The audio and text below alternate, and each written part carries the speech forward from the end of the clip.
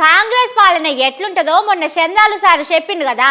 Current ఉండదు, నీళ్లుండయి, అన్నిటికీ తిప్పలే ఉంటుండే అని మాట్లాడిండు. ఆయన 20 ఏళ్ళ కింది ముచ్చట చెప్పిండు.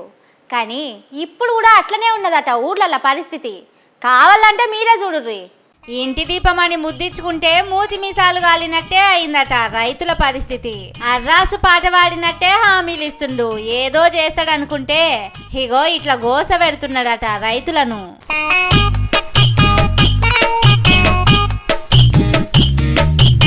పాలేరు వాగుల నీళ్లు రాక పంటలు ఎండిపోతున్నాయట.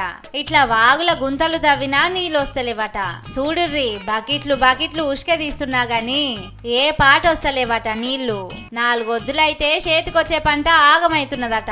ఇప్పుడు జేసీబీలు పెట్టి పొక్కలు తోడుకొని తోడతాం తోండా కానీ మా పొలాలు పారతలేవు. ఈ పాలేరు వాగు ఒక వారం రోజులు అంక వదిలిపెడితే మేము బతాం, లేకపోతే సచ్చుడు తప్ప వేరే మార్గమే లేదు మాకు. రైతుల తిప్పలు ఇట్లుంటే మంత్రి పొంగులేటి సారు ఇలాకాల మంచినీళ్లకు తిప్పలు అవుతున్నదట. నెల 2 నెలల నుంచి తాగునీళ్ళు రావట్లే మీకు. 4 నెలలు అవుతుంది సార్. మిషన్ భగీరథ నీళ్ళు వస్తాయి కదా రోజు. 4 నెలల నుంచి రావట్లేదు. మరి ఏం చేస్తాడు నీవు? మరి ఏం చేసాం? ఊర్లో ప్రెసిడెంట్ లేడు. ఆయన ఎవరైనా ఉంటే ఆయన మాకేం తెలుసమ్మా, 4 నెలల సంధి నీళ్ళు వస్తలేవట.